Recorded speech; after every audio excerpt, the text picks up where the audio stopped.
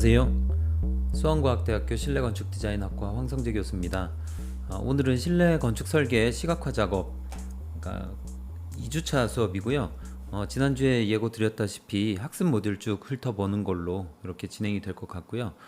그 다음 그 과정평가형 국가기술 자격 필기 시험 볼 때는 요 내용이 이제 선택 사항이기 때문에 원칙적으로는 나오지 않을 것으로 예상이 됩니다.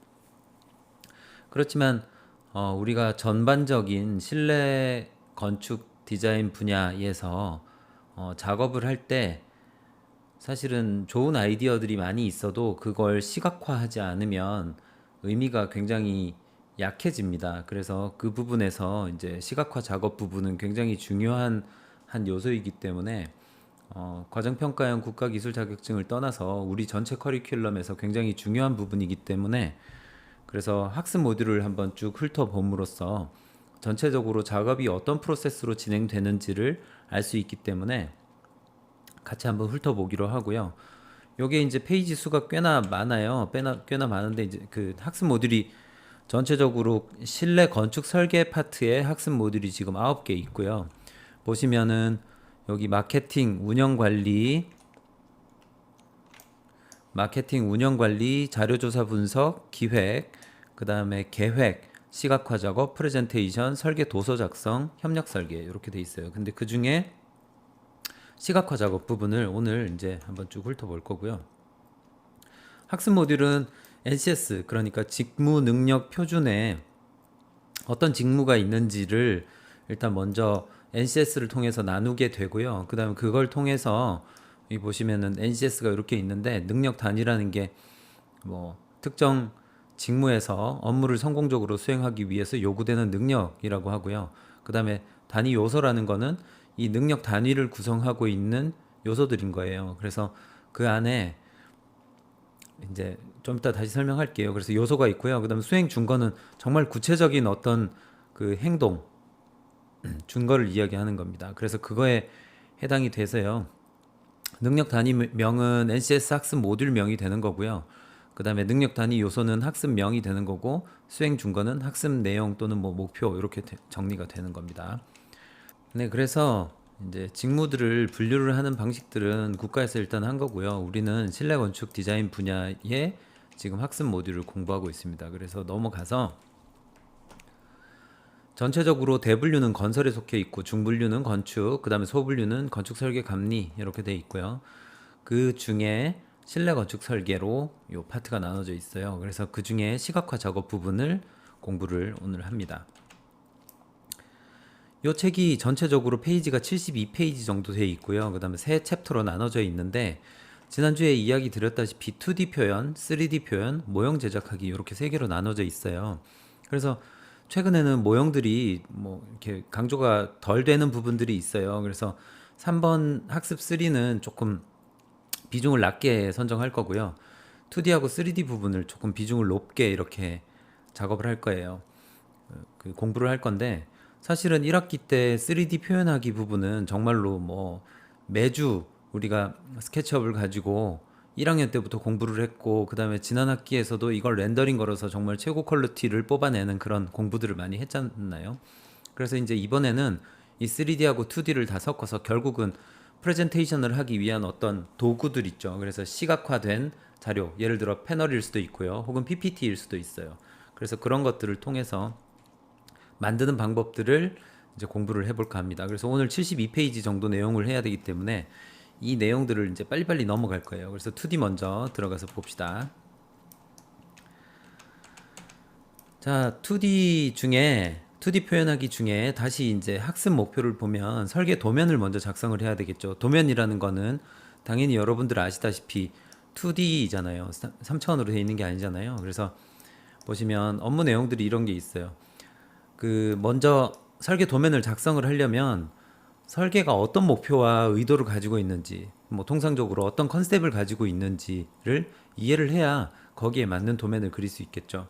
그 다음에 설계 단계별 도면을 이해하고 작성할 수 있다. 이런 부분들이 있어요. 그래서 이제 먼저 우리가 그 설계 목표의 의도와 이해를 위해서 프로젝트에 대해서 이해를 해서 어떤 컨셉트에 맞는 설계 도면이 작성되도록 한다 해서 우리가 뭐 여기 보면 교육실, 식당, 뭐 서점이 있는데 이런 그 어떤 특정의 공간들을 만들기 위해서 교육실이 있으니까 뭐 연수원이나 이런 정도의 느낌이겠죠. 그래서 하나의 연수원을 디자인하려고 하면 어떤 분위기로 만들 것인지 먼저 결정을 해야 되잖아요. 그래서 처음부터 바로 도면을 그려버리면 그 도면이 틀렸거나 그 다음에 건축주의 생각과 다르면 처음부터 또다시 해야 되는 그런 상황들이 생기죠. 그래서 이제 처음에는 이렇게 이미지 보드, 자기가 좋아하는 혹은 요즘 트렌디한 혹은 건축주가 원하는 바에 대해서 잘 들은 다음에 그거에 합당한 이미지들을 이렇게 콜라주 형식으로 이렇게 묶어서 이미지를 배열을 한 거죠. 그 다음에 설계 도면의 종류에는 기본 도면이 있고 실시 도면 이렇게 크게 두 개로 나눌 수 있어요. 이것도 사실은 뭐 제대로 그 표현을 많이 디테일하게 하자면 먼저 컨셉 도면이 있을 수 있고 기본 도면이 있을 수 있고 그 다음에 상세 도면이 있고 그 다음에 실시 도면이 있어요. 그래서 그 다음 뭐 시공 도면도 있을 수 있겠죠. 그래서 이 도면의 종류는 굉장히 많은데 일단은 간단하게 기본 도면과 실시 도면이 있다.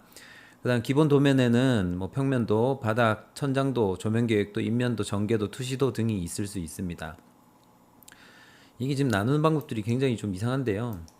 뭐 아무튼 그래요. 그래서 평면도 우리는 그 과정평가형에서 실기시험 볼 때 필요한 도면들이 평면도, 천장도가 맞아요. 천장도, 평면도, 천장도, 그다음 조명계획도 천장도에 보통 조명이 나오죠. 그 다음에 인면도는 없습니다. 그래서 기본적으로 평면도 하고 천장도 하고 3D 그 다음에 개념도 이렇게 해서 4장으로 이제 구성이 됩니다. 평면도는 먼저 평면도가 뭔지 좀 이해를 해야겠죠. 평면도는 건축물의 지면이나 슬래브 면에서 1.2m 높이에서 잘라낸 모습을 그린 도면으로 평면상의 배치를 한눈에 알아볼 수 있도록 그린 것이다. 그래서 이제 여러분들이 설계 수업 시간에 평면도를 제일 먼저 혹은 또 제일 많이 그리게 되는데요. 그 평면도의 정의는 다음과 같아요. 그 우리가 이제 살고 있는 이 공간을 1.2m 바닥에서 1.2m 오른 면에서 거기서 예를 들어 뭐 레이저 커터 같은 것들로 건물을 그냥 쫙 잘랐다고 생각을 해보세요. 이렇게 확 잘랐어요. 그런 다음에 그 자른 면을 그대로 이렇게 위에서 쳐다보고 그대로 그린 거예요. 그래서 이제 이렇게 쭉 1.2m에서 잘랐을 때 그 잘린 면이 예를 들어 벽 혹은 문, 그 다음에 창 이런 것들이 있겠죠. 그래서 이제 그 부분들은 잘린 면은 두껍게 표현을 하고요. 그 다음에 잘리지 않고 그냥 보이는 것, 밑으로 이렇게 봤을 때 보이는 것들은 중간선으로 그리면 됩니다. 그 외에 안내하는 선들은 얇은 선으로 그리시면 돼요. 그래서 3가지 정도로 보통 표현을 하고요. 그래서 평면도가 이런 거다. 그래서 평면도는 이렇게 통상적으로 표현이 되고요. 여기 보면 시꺼먼 것들이 이게 콘크리트가 잘리니까 이렇게 시커멓게 표현을 하는 거고요. 그 다음 이 부분 확대하면은 이렇게 유리가 또 잘릴 거 아니에요. 그러니까 유리가 잘린 면들이 두껍게 표현이 된 거고요. 그 다음 그 외에 바닥 패턴 같은 것들은 보이는 대로니까 중간선이 될 거고요. 그 다음에 문에 이런 이제 문이 열렸을 때 문에 궤적이 있죠. 문이 열리면서 지나가는 요 자리 이런 것들은 이제 실제로는 존재하지 않고 안내하는 선이니까 얇은 선으로 표현하시면 돼요. 그래서 이제 이런 것들을 평면도라고 하고요. 그 다음에 기타 이제 뭐 치수선 이런 것들은 잘 안 보이게 되면은 좀 중간선이나 뭐 이렇게 쓰긴 하는데 기본적인 개념으로는 얇은 선으로 쓰시면 돼요. 그 다음에 천장도는 이 평면도를 그대로 복사를 하나 하신 다음에 그 다음에 요 천장에 조명이나 천장에 달린 것들을 그대로 그리는 거거든요. 근데 이제 우리가 천장도 그러니까 보통의 모든 도면들은 인면도도 마찬가지로 그냥 보이는 대로 이렇게 딱 수평으로 투영해서 그대로 그리면 되거든요. 예를 들어 인면도 같은 경우는 인면은 이렇게 벽을 그대로 바라보고 수평 투영해서 그대로 그리면 돼요. 그 다음에 평면도 같은 경우는 이렇게 자른 다음에 그대로 보이는 대로 이렇게 그리면 되거든요. 그러면 천장도도 같은 논리에 따라서 이렇게 자른 다음에 보이는 대로 그리면 될 거 아니에요.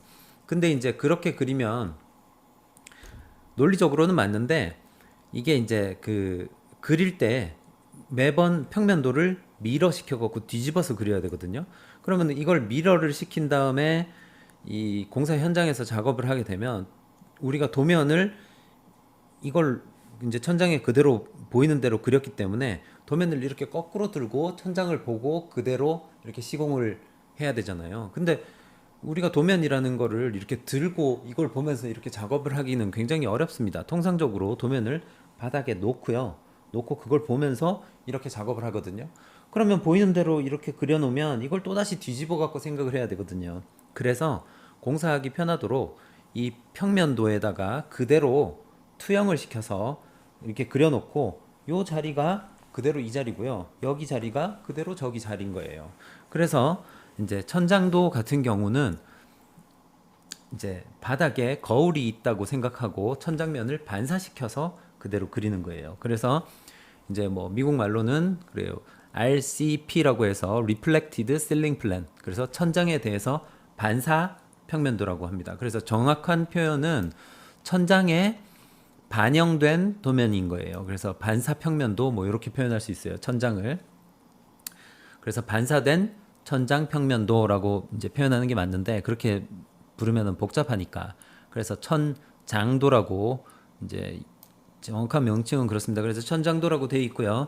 그 다음에 천장을 거울로 반사시켜서 보이는 대로 그대로 그리면 돼요. 그래서 여러분들은 그릴 때 그냥 평면도를 한 장을 먼저 그리시고요. 그 다음 천장면을 복사를 그대로 한 다음에 위에서 그대로 평면도 같은 자리에다가 그대로 투영해서 그리면 돼요. 그래서 그리기도 편하고 공사하기도 그게 더 편합니다. 그래서 천장도는 그렇게 그리는 거다. 그 다음에 인면도는 그대로 이제 평면도하고 같은 논리로 이렇게 천장 우리가 천장이랑 벽을 이렇게 해서 수평면으로 잘라버린 다음에 그대로 보이는 대로 그리면 돼요. 그래서 인면도는 그렇게 그리시면 되고요. 그 다음 단면도는 그 잘린 절단면을 좀 더 강조해서 그리는 거라고 생각하시면 되고요. 그 다음 상세도는 도면에 아까 평면도에서 잘 안 보이잖아요. 그래서 조그만 것들을 세부적으로 그릴 때 표현하는 거를 상세도라고 합니다. 그 다음 실내 공간의 마감 재료로는 뭐 목재, 뭐 합성수지대, 벽재료 뭐 이런 것들이 여러 가지 있어요. 벽지, 목재, 점토, 콘크리트, 몰타르 등이 있고 천장 재료는 연질 섬유판, 그 다음에 석고보드, 플라스틱 보드, 회반죽, 목재 합판 등이 있고요. 재료 마감표라는 거는 자 이렇게 쭉 넘어갑니다. 재료 마감표라고 있는데 그 예를 들어 평면도에 이렇게 평면도를 그렸어요. 근데 여기다가 모든 재료를 다 이렇게 작업을 손으로 해서 다 써놓으면 나중에 도면이 막 시꺼매서 아무것도 안 보이겠죠. 그렇기 때문에 요걸 따로 엑셀표 같은 데다가 뽑아 가지고요. 방 1번에는 바닥, 벽, 천장은 무슨 재료다 이렇게 해가지고 적고요. 방 2는 또 바닥, 벽, 천장은 뭐다 이런 식으로 해서 재료 마감이 뭘로 되는지 따로 엑셀표 같은 것들로 만들면 그게 재료 마감표가 됩니다. 그래서 이렇게 쭉 넘어가고요. 그 다음에 2D 그래픽 제작을 하는데 먼저 도면을 그린 다음에 여기다가 이렇게 색칠을 할 수 있겠죠. 그래서 색칠하는 과정들은 이제 통상적으로 도면을 EPS 파일을 통해서 포토샵으로 넘긴 다음에 그 포토샵에서 색칠을 하거나 혹은 일러스트레이터에서 색칠을 하게 됩니다. 그 과정들도 간략하게 여러분들한테 설명을 할 거예요. 나중에.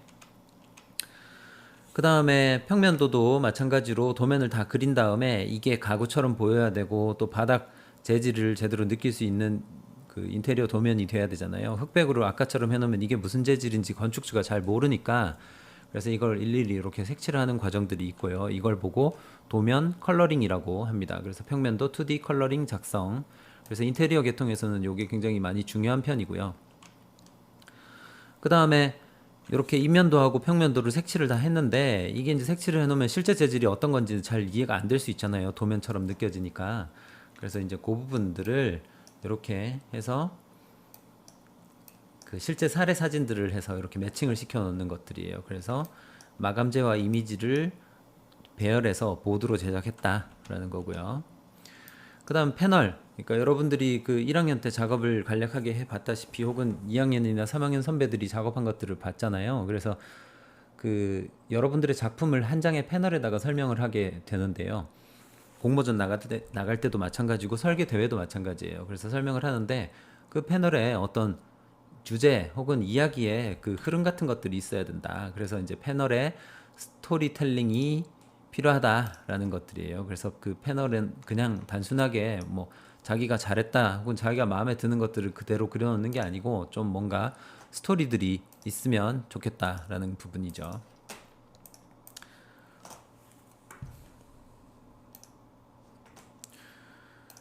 그래서 이제 패널 스토리텔링 등이 있고요. 그 다음에 패널의 방향을 들어오세요. 패널의 방향을 지정을 해서 이제 뭐 가로 패널, 그다음 뭐 세로 패널 이렇게 작업할 수 있겠고요. 그 다음에 함축적이면서 흥미로운 제목. 그 패널을 만들 때는 항상 이렇게 제목이 좀 제대로 적혀 있어야 돼요. 근데 제목이 없이 막 이렇게 막 학번이나 이름 같은 것만 되게 강조를 하는 경우가 있거든요. 그래서 좀 흥미로운 제목들이 들어가면 좋겠다라는 것들이고요. 그 다음에 투시도가 들어가면 좋겠고, 공간의 도면을 표현하고 다이어그램을 활용해서, 예를 들어 우리가 아까 평면도를 이렇게 바로 그려놓는 것보다 그 평면도에다가 이렇게 동그라미를 쳐서 요런 거 하나, 그 다음에 또 요런 거 하나 이렇게 영역을 표현을 해서, 여기는 이제 뭐 휴게존이고, 여기는 놀이존, 여기는 공부하는 곳, 여기는 기타 화장실, 뭐 이런 식으로 이제 설비 공간, 이런 식으로 이제 표현을 하면은 굉장히 조금 더 신뢰성을 가질 수가 있어요. 그래서 그런 것들을 다이어그램이라고 하고요. 그다음 투시도 패널에 따라서 뭐 이렇게 또 표현할 수 있겠고, 마감재 스펙보드 패널 이런 것들이 있어요. 그래서 이제 2D 도면들을 표현을 했는데, 여기도 보시면은 아까 그 도면에다가 사실은 포토샵에서 색칠을 했는데, 이런 자리에다가 그림자를 살짝 이렇게 떨어뜨려 갖고요. 이게 약간 입체적으로 보이게 만들죠. 그래서 이런 것들도 또 좋은 표현 중에 하나니까 참고하시고요. 그 다음에 쭉 넘어갑니다.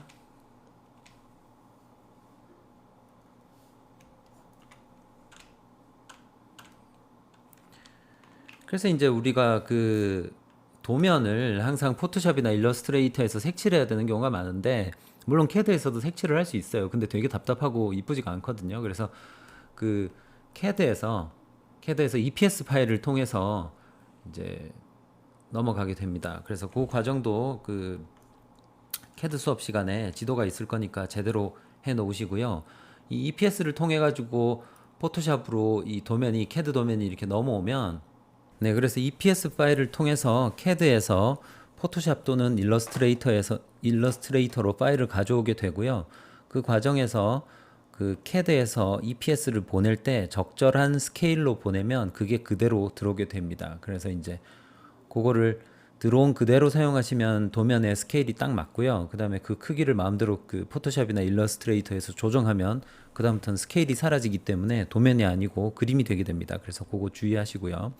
그 다음 포토샵에서 EPS 파일을 열 때 마찬가지로 그 기본 해상도가 72 dpi인데, 걔가 72 dpi로 출력을 하게 되면 파일이 이렇게 찌글찌글하게 깨져요. 해상도가 너무 낮아서. 그래서 반드시 150이나 200 dpi 이상으로 작업하는 것들 주의하셔야 됩니다. 그래서 이제 EPS 파일 불러오기, 컬러링 제작하기 뭐 이렇게 돼 있어요. 그래서 먼저 캐드 도면에서 요거를 EPS로 만들어서 포토샵에서 열고요. 그 다음 거기다가 이렇게 색칠하는 과정들 이렇게 있습니다. 이것도 한번 설명을 나중에 드릴 거고요. 그 다음에 그런 이제 여러 가지 캐드에서 그 포토샵으로 가져온 소스들을 조합을 해서 이렇게 패널을 한 장을 만들어야 되거든요. 그래서 이제 패널을 한 장 만드는데, 그 패널을 만들 때 요런 류의 이제 레이아웃을 통해서, 예를 들어 요게 한 장의 패널이라고 가정을 합시다. 패널이라고 가정을 하면 이게 594, 841 뭐 이렇게 해서 A1이라고 가정을 해봐요. 그러면 얘를 이렇게 3등분, 3등분 이런 식으로 해서 여기에다가 평면도 하나 넣고 제목 넣고 투시도 넣고, 혹은 뭐 투시도가 중요하면 이렇게 두 장 자리를 차지한다거나 하는 방식으로 해서 패널 레이아웃을 할 수 있습니다. 그래서 이런 것들을 보통 패널 레이아웃이라고 하고요. 그래서 투시도를 뭐 이렇게 한 장 넣고, 그다음 여기에 제목, 개념도, 인면도, 단면도 뭐 이런 식으로 쫙 이렇게 넣을 수 있어요. 그래서 이런 것들을 패널 레이아웃이라고 하고요. 그 다음에 그 패널에서 아까 이렇게 레이아웃을 대략 잡은 다음에 여기다가 개체들을 막 집어넣으면 패널이 이렇게 구성이 되죠. 그래서 요걸 갖다가 출력을 해서 전시장에다가 이렇게 제출을 하게 되면 공모전 심사를 해서 뭐 1등 작품을 뽑고 이런 과정들을 거치게 됩니다. 그래서 이걸 보고 통상적으로 패널이라고 부릅니다. 그래서 패널 레이아웃 부분들도 우리 이제 실내 계통에서 자기 설계 내용들을 이렇게 표현하는 것에 굉장히 중요한 부분 중에 하나니까 여러분들이 좀 이렇게 숙지를 하고 계셨으면 좋겠어요. 그래서 뭐 좀 뜯어보면 그래요. 안에 투시도 한 장 들어가 있고요. 그 다음에 개념도 들어가 있고 컨셉, 키워드, 그 다음에 평면도에 대한 조닝, 그 다음에 뭐 이렇게 안내, 구체적인 안내들이 있죠. 자, 그래서 뭐 패널이 완성되고요. 그 다음 3D 표현하기 부분은 뭐 투시도가 뭔지 이렇게, 그래서 3차원적으로 요 표현하는 것들 있죠. 그래서 표현을 하는데 1소점 투시가 여기 보시면은 소점이 하나 있고 이렇게 선들이 있죠. 그래서 이런 거를 1소점 투시라고 하고요. 2소점 투시는 여기 소실점이 두 군데 있어서 여기서 이렇게 그린 다음에 표현하는 것들이거든요. 요거는 설명을 조금 해볼까요? 그래서 새로 만들기, 기본적으로 시작을 할 때 이 해상도가 300 정도 돼 있는 거 확인하시고 작업을 하세요.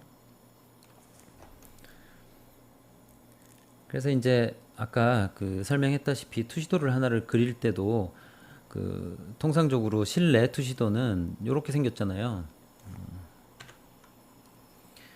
이렇게 생겨서 실내 투시도가 항상 이렇잖아요. 이게 이제 사실은 이론적으로 따지면 어떤 소실점이 하나가 존재해요. 그래서 그 이런 소실점이 하나가 존재하고 이 소실점에서 이렇게 선을 그어서 이걸 이렇게 따라서 이렇게 잘라서 그리면은 이게 실내 투시도거든요. 그래서 요걸 보고 1소점 투시도라고 하고요.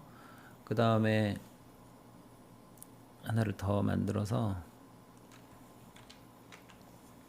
2소점 투시도는 이 소실점이 이렇게 두 군데 있습니다. 그래서 이렇게 2소점 투시도의 가상의 선들을 먼저 그리고요. 그 다음에 이렇게 그립니다. 그런 다음에 여기다가 개체를 이제 그리는데 요 투시도가 이제 이렇게 되겠죠.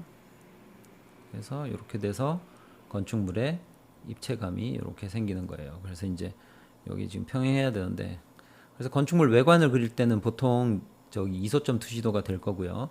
그 다음에 실내 내부를 그릴 때는 이게 1소점 투시도가 되겠죠. 통상적으로. 그래서 이렇게 돼 있고, 그 다음에 이소점에서 이렇게 선들이 나오고요.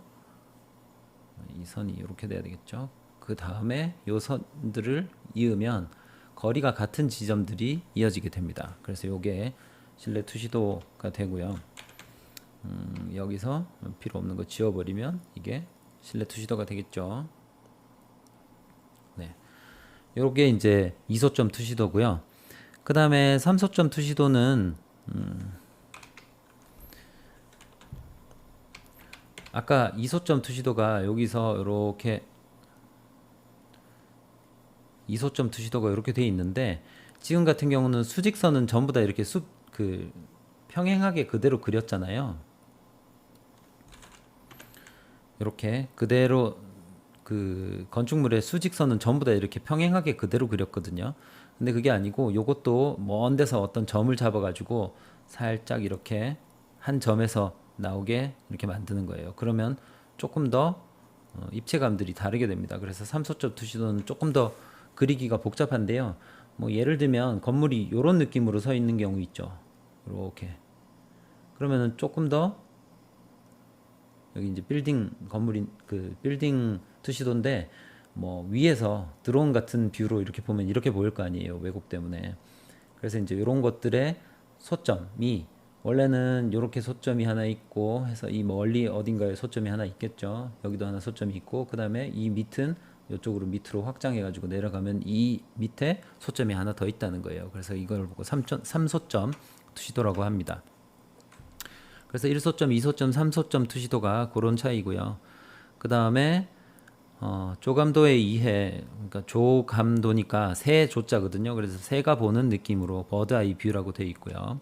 그래서 뭐 이런 것들이 이제 조감도가 되겠죠.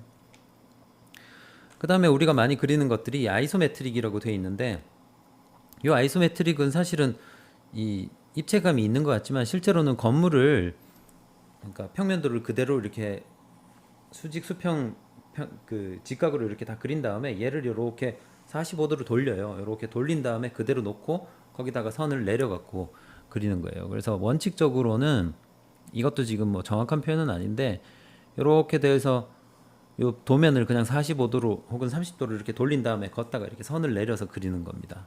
여러분들은 뭐 투시도를 그리거나 이거 컴퓨터가 자동화돼서 계산을 하기 때문에 요즘 뭐 손으로 그리는 일은 거의 없을 거고요.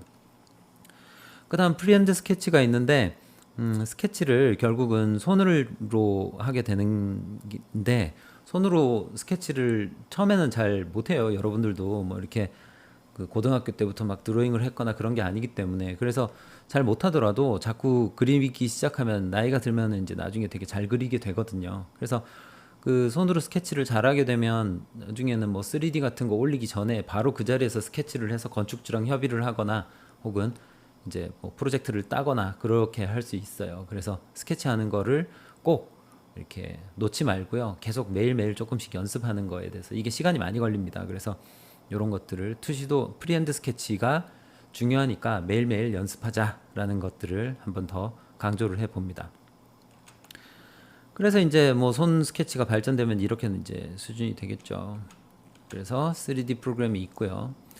그 다음에 여러분들이 그 지난 수업 시간에 배웠다시피 FOV라고 돼서 Field of View라고 돼 있죠. 그래서 얼마나 광각으로 될 거냐, 얼마나 넓게 볼 거냐, 좁게 볼 거냐. 그래서 협각, 그 다음에 광각 이렇게 돼 있죠. 그래서 같은 공간인데도 이렇게 협각으로 보면 되게 작은 공간으로 보이고요. 그 다음 그 50mm 표준 렌즈라는 게 보통 눈이랑 가장 흡사하다고 합니다. 그래서 요 50mm 렌즈로 보면 요 공간이 이렇게 보일 거고요. 그 다음에 16mm 광각으로 보게 되면 이렇게 더 넓게 보이는데 이게 이제 너무 광각으로 왜곡을 해버리면 그 사실하고 되게 많이 다르게 보입니다. 그래서 나중에 건축물을 지어 놓고 나서는 너무 실제 우리가 투시도나 CG에서 봤던 것보다 되게 좁게 느껴지는 경우가 있거든요. 그래서 너무 많은 왜곡을 주면 좋지는 않다. 그렇지만 또 이렇게 표준 렌즈를 쓰게 되면 공간이 너무 좁아 보이기 때문에 프로젝트를 딴다거나 혹은 건축주를 설득하는데 실패하는 경우가 있습니다. 그래서 적당한 광각을 사용하는 것들에 대해서 좀 이렇게 익숙해질 필요가 있고요. 뭐 여러분들한테 이제 지난 수업 시간에 적정을 한 그 FOV를 보통 뭐 70에서 90 정도에서 왔다 갔다 하면서 쓰게 했잖아요. 근데 막 거의 뭐 100 정도로 이렇게 올라가게 되면은 나중에는 막 되게 거짓말 같이 보여서 그런 거 주의하셔야 되고요. 그 다음에 렌더링 걸 때 적절한 그 간접광들을 잘 사용해서 그림자가 없으면 사실감이 굉장히 떨어지고 공중에 떠 있는 것 같잖아요. 그래서 그림자 같은 것들 잘 사용해 주셔야 된다는 거고, 그 다음에 렌더링 걸기 전에 이렇게 해서 건축주랑 협의를 하고, 그 다음에 또 이렇게 렌더링 걸어서 협의를 하고, 이 두 가지 이제 사용항들을 우리가 선택해서 사용할 수 있는데, 그렇긴 합니다. 처음에 프로젝트를 수주할 때는 이렇게 근사한 이미지를 보여줘야 수주를 할 수 있을지 모르겠지만 실제로 수주하고 나서 건축물을 시공하고 그 뒤에 이제 건축주가 이 도면을 가지고 혹은 이 CG를 가지고 보여주면서 원래 이렇게 짓기로 해놓고 왜 실제와 이게 다르냐라고 이제 따지는 경우가 있을 수 있거든요. 그래서 그 어느 정도 협의가 진행되고 실제 시공하기 전에는 이런 CG 같은 것들을 조금 이렇게 가려서 보여줘야 되는 경우가 있어요. 그래서 이렇게 형태만 보여주고요. 그 다음에 재질은 건축주하고 협의한 다음에 시공해서 하고 알아서 할 수 있도록 그렇게 조금 여지를 두는 경우도 있습니다. 그 다음에 이제 그 같은 렌더링이라도 이렇게 어두운 안을 하나 하고 밝은 안을 하나 해서 이 두 개 분위기가 되게 다르죠. 그래서 이제 이런 류 것들이 사실은 CG 컴퓨터 그래픽의 강력한 파워가 아닐까 이렇게 생각이 됩니다. 그래서 이제 여러분들도 대안들을 조금 만들어서 뭐 이렇게 사람들을 설득할 때 사용하는 방법 이용해 보시기 바랍니다. 네, 그 다음에 이제 렌더링을 걸 때 해상도를 얼마나 해야 되느냐. 지난 수업 시간에도 뭐 지난 학기에도 한번 이야기를 했지만, 최소한 이제 패널이나 출력을 할 때는 최소 해상도가 1인치에 150개의 점, 그래서 150 dpi 이상 작업을 해야 되거든요. 그래서 이제 그걸 대략적으로 계산을 해 놓은 것들이 여기 있는데, A1에다가 가득 차게 렌더링을 걸려면 최소한 5000 픽셀은 렌더링을 걸어줘야 된다라는 이야기예요. 그래서 필요하면 찾아보시고 하시고요. 그 다음 이제 뭐 요즘 여러분들 유튜브 좋아하시잖아요. 그래서 모든 뭐 건축주의 눈들도 굉장히 높아지고 있고 하기 때문에 우리가 프레젠테이션을 그러니까 CG 한 장이나 혹은 도면 한 장으로 끝내는 게 아니고 이걸 동영상으로 제작해야 되는 경우가 많아요. 그래서 이제 이런 방법들에 대해서 있다. 그래서 3D 이렇게 있고요. 그 다음에 뭐 투시도도 이렇게 창문을 열고 창문을 닫고 해서 바깥에서 빛이 들어오게 하는 그런 투시도들 표현하는 것들이 좋다라는 내용이고요. 그 다음에 렌더링 할 때 시간 많이 걸리고, 그 다음에 동영상 할 때 이렇게 동영상을 플레이를 할 때 카메라가 이동하는 이 궤적들을 입력할 수 있어요. 그래서 정말 영화처럼 만들어내는 것들도 있고요. 그래서 이런 것들로 동영상 제작할 수 있다라는 겁니다. 여기까지가 이제 그 3D 제작하기였고, 그 다음 모형 제작하기가 있는데, 결국은 예전에는 모형이 어마어마한 사실은 파워를 갖고 있었고요. 그 다음에 모형을 잘 만드는 것도 우리 실내 디자인 계통의 굉장히 큰 주요 그 능력이었어요. 근데 이제 요즘은 많이 약해지긴 했지만, 그렇지만 뭐 지난 시간에도 말씀드렸다시피 모형, 요만한 모형 하나에 최소 500만 원이고요. 뭐 좀 괜찮고 크다 이러면은 도면하고 모형이랑 똑같다는 그 전제 하인 거죠. 그대로 시공할 수 있는 거고요. 그런 모형들은 뭐 이렇게 좀 크면은 막 2천만 원씩 하고 이래요. 그래서 여전히 모형도 시장이 있기 때문에 여러분들이 조금 이렇게 염두에 두셨으면 좋겠고요. 혹시 모형회사 관련돼 갖고 가고 싶은 사람들은 저한테 말씀 주시면 바로 이제 또 이렇게 소개를 해드릴 수 있습니다. 그리고 이제 모형을 만들 때는 뭐 우리 과에 이제 보유하고 있는 레이저 커터, 그다음에 3D 프린터 뭐 이런 것들도 사용할 수 있고요. 근데 이제 그 레이저 커팅기나 3D 프린터로 할 수 있는 재료에는 사실 한계가 있어요. 3D 프린팅은 현재로는 뭐 ABS 플라스틱이나 PLA 플라스틱 이런 것들이 주로 사용되고요. 그다음에 정말 최고가는 금속도 사실은 할 수 있고 뭐 초콜릿도 할 수 있어요. 그렇지만 우리 계통에서는 통상적으로는 대부분 다 PLA 혹은 ABS 플라스틱을 사용해 갖고 프린팅할 수 있어요. 근데 이제 플라스틱이란 게 이게 뽑아 놓으면은 건축물의 어떤 재질이나 질감 느낌은 잘 안 나거든요. 그래서 그런 부분들이 조금 한계가 있을 수 있고요. 그 다음에 레이저 커터도 뭐 주로 아크릴 정도만 자르지 목재라든지 그 다음에 그 종이류를 자르면 단면이 시꺼멓게 돼갖고 별로 이쁘지가 않아요. 그래서 이제 이런 것도 한계가 있고요. 그래서 전통적으로는 전부 다 칼로 직접 손으로 잘라서 만들었습니다. 그래서 이제 거기 사용되는 재료로 이렇게 종이, 그 다음에 목재 뭐 등이 있고요. 그 다음에 발포 스티로폴, 스타일렌 보드, 그 다음에 우드락, 뭐 칼라 패널 이런 게 있고요. 그 다음 아크릴, 그 다음 석고로 또 모형을 만드는 경우도 있습니다. 예전에 본 졸업작품, 학생 졸업작품이었는데 이제 그 석고를 그대로 주물을 뜬 다음에, 그러니까 틀을 만든 다음에 거기다가 석고를 부어가지고 건축물 모형을 만드는 경우도 있었고요. 그 다음에 뭐 촌농을, 그러니까 파라핀이라고 하죠. 그 파라핀을 녹여가지고 당연히 이제 주물을 만든 다음에 거기다가 또 콘크리트처럼 부어가지고 이렇게 만드는 경우도 있었어요, 모형을. 그래서 뭐 그런 모형이 있다 좀 정도 알아두시고요. 그래서 모형을 직접 제작할 때는 칼, 자, 뭐 톱, 스케일 뭐 등이 필요하고요.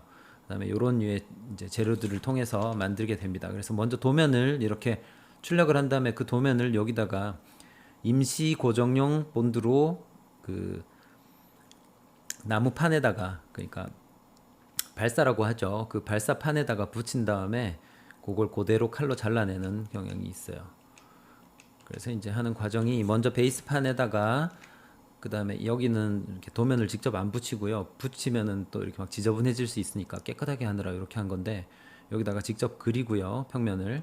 그 다음에 그걸 그대로 이제 외벽을 또 이렇게 만들어요. 그런 다음에 하나씩 이렇게 붙입니다. 당연히 벽도 스케일에 맞아야 되니까 벽체 두께가 뭐 50분의 1이나 100분의 1 도면 같은 경우는 굉장히 두껍잖아요. 그러니까 그 몇 장을 붙여갖고 이렇게 벽을 만들고요.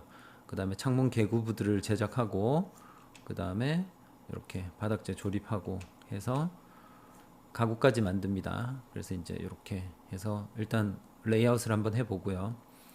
예전에 뭐 아는 선배 중에 이거 모형 만드는데 변기에 물까지 만들더라고요. 그래서 이제 굉장히 잘하는 사람들은 이거 이쁩니다. 지금 화면에 보이는 모형의 퀄리티는 굉장히 낮아요. 지금 보면은 이렇게 막 우글우글 하잖아요. 그래서 잘 만드시는 분들은 뭐 깔끔하게 만듭니다. 그래서 이제 이렇게 본조립을 하고요. 그래서 가구도 다 붙여버리면 이제 모형이 완성이 됐고요. 그 다음에 우리 이제 인테리어 계통에는 뚜껑을 안 덮을 수도 있겠지만 건축 모형 같은 경우는 항상 뚜껑을 이제 또 덮어야 돼요. 네. 여기까지고요. 이렇게 해서 그 학습 모델 오늘 좀 살펴봤고요. 오늘 수업은 여기까지 하도록 하고요.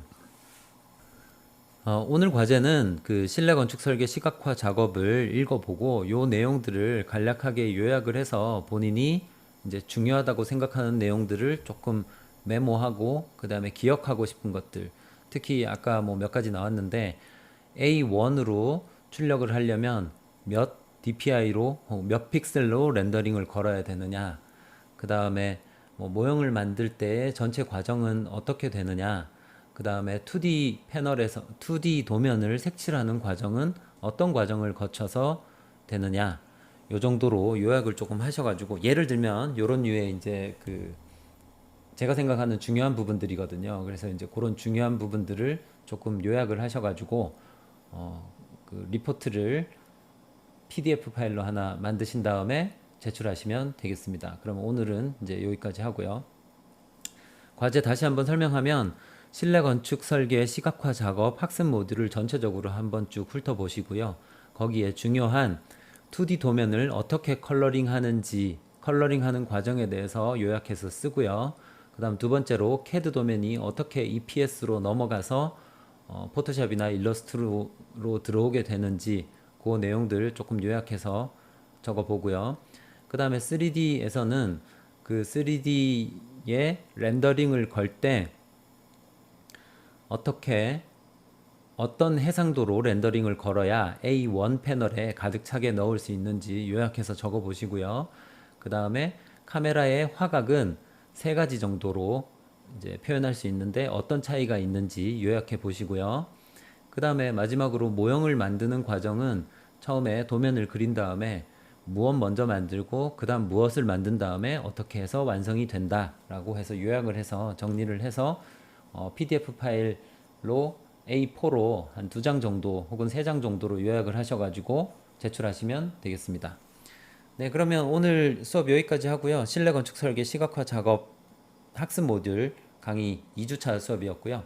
여기까지 실내 건축 디자인학과 황성재 교수였습니다. 자, 그럼 다음 주에 봐요. 안녕.